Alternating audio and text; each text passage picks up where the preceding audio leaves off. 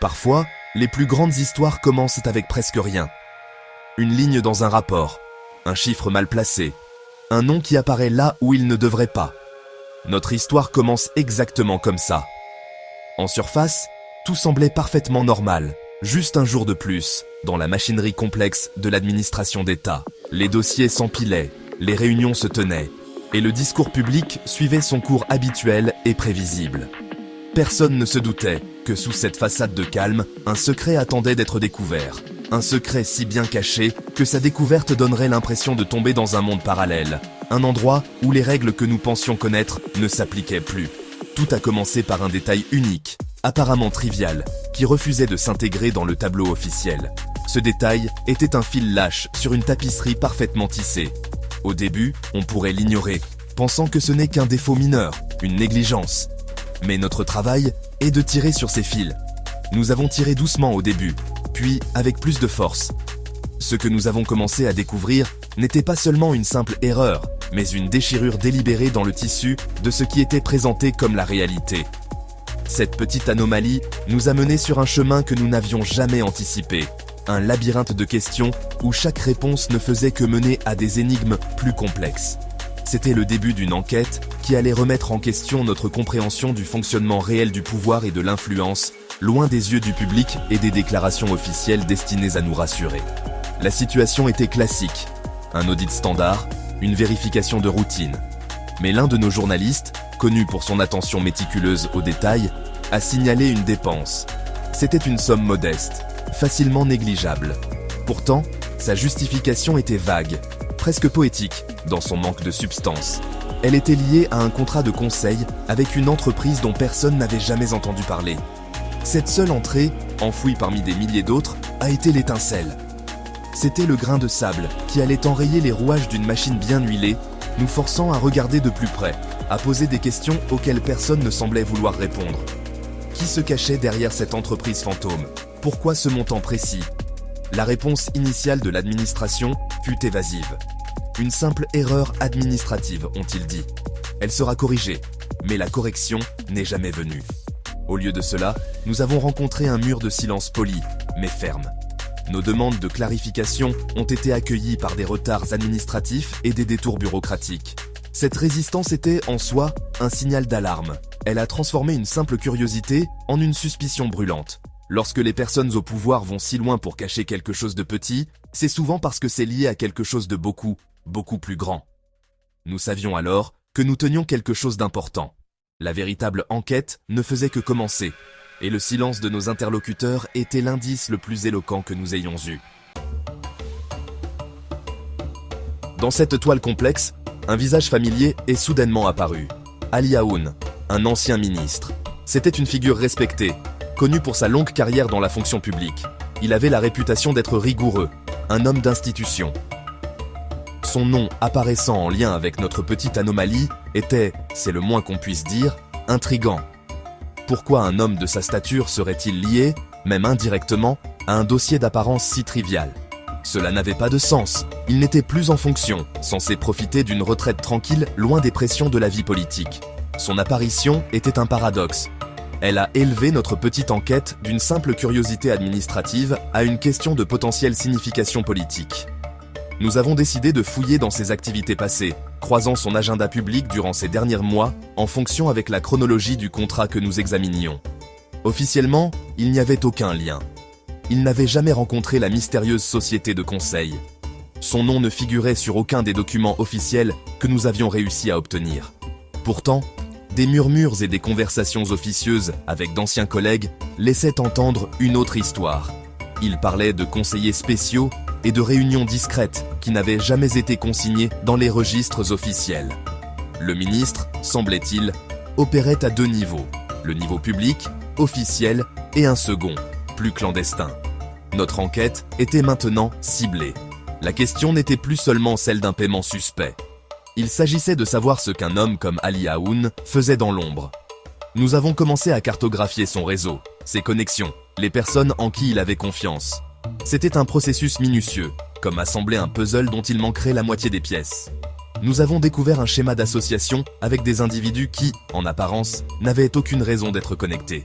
des hommes d'affaires, des universitaires et des fonctionnaires de bas niveau, tous semblant graviter autour de l'ancien ministre dans une constellation silencieuse et invisible. Chaque nouveau nom ajoutait une couche de complexité au mystère. C'était la partie étrange. Rien n'était explicitement illégal. Pas encore. Les réunions pouvaient être expliquées comme des consultations informelles. Le réseau pouvait être écarté comme de simples relations professionnelles. Mais l'accumulation de ces coïncidences a commencé à devenir accablante. C'était le nombre impressionnant d'interactions discrètes et les intérêts convergents des personnes impliquées qui peignaient un tableau troublant. Aoun n'était pas seulement un fonctionnaire à la retraite. Il semblait être un nœud central dans un système qui opérait juste en dehors des limites du contrôle officiel. Sa présence suggérait que notre petite anomalie financière n'était que la pointe d'un iceberg beaucoup plus grand et plus structuré. L'enquête progressait, un petit détail à la fois. C'était comme suivre une piste de miettes de pain éparpillées dans une forêt dense. Chaque miette était une incohérence, un petit fait qui ne correspondait pas au récit officiel. Nous avons commencé par la société de conseil du contrat initial. Son adresse enregistrée menait à un simple service de boîte postale. L'entreprise n'avait pas d'employés, pas de site web, et aucune trace d'autres travaux. C'était un fantôme, créé dans un seul but, puis apparemment dissous. Mais qui avait reçu le paiement ? Suivre la piste de l'argent nous a mené à une série de sociétés écrans, chacune menant à une autre dans une chaîne vertigineuse, à travers plusieurs juridictions. Ce labyrinthe financier était clairement conçu pour masquer le bénéficiaire final. Mais avec persistance, nous avons trouvé une autre faille. L'une des sociétés écrans avait payé une facture pour un petit service apparemment sans rapport, des frais de maintenance mensuels pour un système de sécurité. La facture était pour une adresse physique, un lieu réel. C'était le premier lien tangible que nous avions. Un lieu physique dans le monde réel, connecté à cette toile de fantômes numériques et de sociétés fantômes. L'adresse n'était pas dans un quartier d'affaires chic. C'était dans une banlieue tranquille et sans histoire. Un endroit devant lequel vous passeriez 1000 fois sans jamais le remarquer. Pourquoi un réseau financier sophistiqué aurait-il besoin d'un endroit sécurisé dans un lieu si discret ? Nous avons commencé à chercher d'autres miettes similaires. Nous avons recoupé les relevés téléphoniques, les manifestes de voyage et les registres fonciers publics. Un schéma a commencé à émerger. Certains noms, y compris certains des individus dans l'entourage d'Ali Aoun, apparaissaient dans des contextes apparemment sans rapport, mais toujours avec un dénominateur commun de discrétion. Ils utilisaient des numéros de téléphone secondaires. Ils réservaient leur voyage par le biais d'agences peu connues. Ils détenaient des actifs par le biais de fiducies incroyablement difficiles à pénétrer. Chaque détail, pris isolément, ne signifiait rien. Une personne peut avoir 2 téléphones. Une entreprise peut être enregistrée à une boîte postale. Mais quand vous voyez les mêmes schémas se répéter à travers un réseau de dizaines de personnes et d'entités, ça cesse d'être une coïncidence. L'accumulation de ces détails était stupéfiante. Il ne s'agissait plus d'une histoire sur un seul contrat ou un ancien ministre. Nous regardions un système hautement organisé, délibéré et patient, conçu pour fonctionner parallèlement au monde officiel. Il avait ses propres règles, sa propre logique et son propre réseau de confiance. Les personnes à l'intérieur de ce système semblaient en pouvoir déplacer des ressources, influencer des décisions et extraire de la valeur sans laisser de traces évidentes. La piste des miettes nous menait au cœur de cette structure invisible, et le bâtiment discret de la banlieue semblait être la prochaine étape majeure de notre voyage. Le bâtiment était l'incarnation de l'ordinaire. Une petite structure en briques de 2 étages, nichée entre une laverie et un petit cabinet comptable. Il n'y avait pas de panneau, pas de nom d'entreprise sur la porte, juste un numéro. Les fenêtres étaient recouvertes d'un film réfléchissant, rendant impossible de voir à l'intérieur. À toutes fins utiles, il était invisible. Notre équipe a mis en place une surveillance, observant à distance pendant des jours. L'activité était minimale. Une équipe de nettoyage une fois par semaine. Une livraison occasionnelle de fournitures de bureau. Et une fois, très tard dans la nuit, un individu seul qui est arrivé dans une berline générique a utilisé une clé pour entrer et est parti moins d'1 heure plus tard. Tout était d'une normalité exaspérante. Cette normalité même était ce qui la rendait si suspecte. Pourquoi un système de sécurité haut de gamme, payé par une société écran, pour un bâtiment à peine utilisé ? Pourquoi cette discrétion intense ? Le contraste entre l'apparence banale du bâtiment et le réseau financier complexe qui nous y avait menés était saisissant. Nous avions l'impression d'être à l'entrée d'un passage secret, caché à la vue de tous. Nous devions entrer. Obtenir légalement un mandat était impossible. Nous avions des schémas et des suspicions, mais aucune preuve concrète d'un crime commis à cet endroit précis. Nous étions bloqués, observant un bâtiment silencieux qui détenait les réponses dont nous avions besoin. La percée est venue d'une source inattendue. Une source proche de l'enquête, qui doit rester anonyme pour sa propre sécurité, nous a fourni une information cruciale. Elle n'avait pas de clé, mais elle connaissait une vulnérabilité. La sécurité numérique du bâtiment était gérée à distance, et elle connaissait un protocole qui pouvait être exploité. C'était un énorme risque, mais la récompense potentielle était un aperçu du cœur du système que nous poursuivions depuis des mois. La décision a été prise de procéder. Nous étions sur le point de franchir une ligne, passant de l'observation passive à l'intrusion active. Le suspense était insoutenable. Que trouverions-nous à l'intérieur ? Lorsque nous avons finalement eu accès au réseau interne du bâtiment et à ses caméras de sécurité, ce que nous avons vu était glaçant. L'intérieur n'était pas ce à quoi nous nous attendions.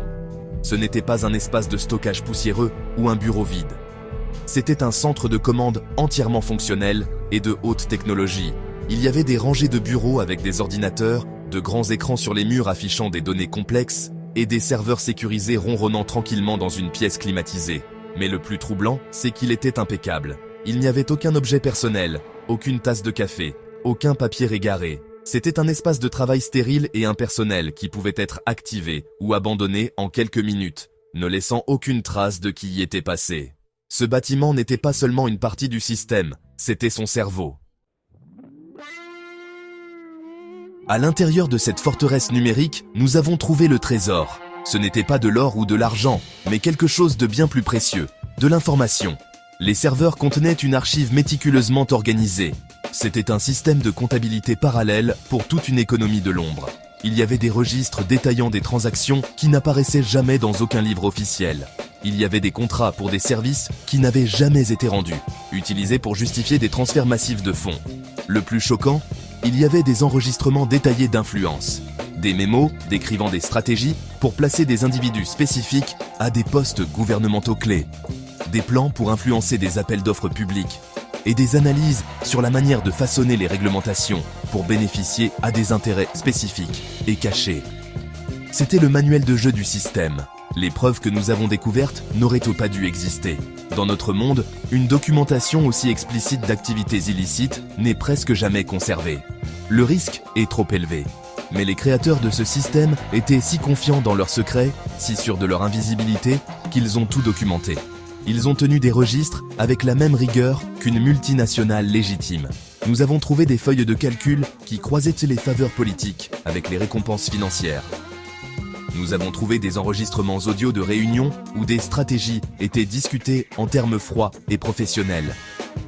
Les noms impliqués étaient un choc, couvrant l'élite politique et économique. Ali Aoun n'était qu'une pièce d'un puzzle beaucoup plus vaste. L'ampleur de ce que nous voyions était terrifiante.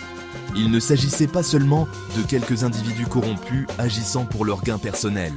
C'était une structure organisée et systémique opérant dans l'ombre de l'État. Elle fonctionnait comme un parasite, se nourrissant des ressources publiques et manipulant les processus démocratiques au profit d'une élite anonyme et restreinte. Les documents prouvaient que des événements que nous pensions isolés, une étrange nomination politique ici, un contrat public douteux là, étaient en fait tous liés. Ils étaient tous orchestrés depuis ce bâtiment anonyme, faisant partie d'une stratégie globale et cohérente. Le schéma que nous avions suspecté était réel, et il était plus complexe et plus omniprésent que nous n'aurions jamais pu l'imaginer. La découverte a tout changé dans notre enquête. Nous ne tirions plus seulement sur un fil. Nous tenions le plan d'une machine fantôme qui fonctionnait silencieusement au sein de notre société depuis des années. Les archives impossibles nous ont montré que la vérité était bien plus complexe qu'une simple histoire de bien contre mal. Elle a révélé un monde où le pouvoir s'exerce à travers des réseaux invisibles, où les décisions sont prises en secret, et où les véritables bénéficiaires restent complètement cachés. Le défi était désormais immense. Comment exposer un système conçu pour être invisible ? Comment prouver son existence à un monde qui ne voit que la surface ? Cette découverte nous laisse avec plus de questions que de réponses. Elle nous force à reconsidérer ce que nous pensions savoir sur le pouvoir et l'influence. Pouvons-nous réellement parler d'actes isolés de corruption lorsque nous voyons un tel degré d'organisation ? Les documents suggèrent que ce que nous qualifions souvent de défaillance individuelle, un fonctionnaire corrompu, un homme d'affaires cupide, pourrait en fait être les symptômes d'une maladie systémique beaucoup plus profonde. Le système que nous avons découvert n'a pas été construit par une seule personne. Il est le produit d'un effort collectif, un réseau de complicité où de nombreux individus jouent un petit rôle, peut-être sans jamais percevoir l'ensemble du tableau eux-mêmes. Cela soulève une question troublante. Qui en profite finalement ? Les archives listent des noms, des transactions et des opérations, mais elles ne nomment jamais explicitement les bénéficiaires ultimes. Les pistes financières mènent à des fiducies et des fondations aux structures de propriété opaques. Les campagnes d'influence bénéficient à certaines industries et intérêts économiques, mais les individus qui en récoltent les fruits restent derrière un dernier rideau d'anonymat. Sont-ils les architectes de ce système ? Ou sont-ils simplement ses utilisateurs les plus habiles ? Qui sont les maîtres de ce jeu ? Ceux qui tirent les ficelles sans jamais apparaître sur scène.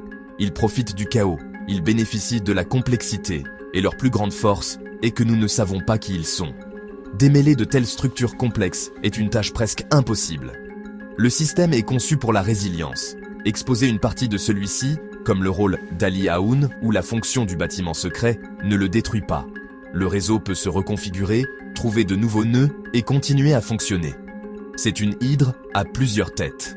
C'est le défi ultime pour les journalistes, pour la justice et pour les citoyens. Nous pouvons révéler des fragments de la vérité, nous pouvons exposer des mécanismes individuels, mais saisir l'intégralité d'une structure aussi profondément enracinée et discrète est incroyablement difficile. Cela exige une vigilance constante et un refus d'accepter les explications simples et rassurantes qu'on nous donne souvent. En fin de compte, cette histoire est un rappel frappant que la réalité est souvent bien plus complexe qu'il n'y paraît. Des vérités cachées peuvent rester en sommeil pendant des années, enfouies sous des couches de bureaucratie, de silence et de déni plausible. Notre enquête a commencé par une seule anomalie et nous a conduits au cœur d'un système de l'ombre. Elle prouve que nous devons toujours questionner, toujours creuser plus profondément et toujours tirer sur les fils slash. Car parfois, le détail le plus insignifiant peut défaire tout un monde caché, nous forçant à affronter des vérités inconfortables sur les structures mêmes qui régissent nos vies. La quête de la vérité est une bataille contre la complexité, et c'est une bataille qui n'est jamais vraiment terminée.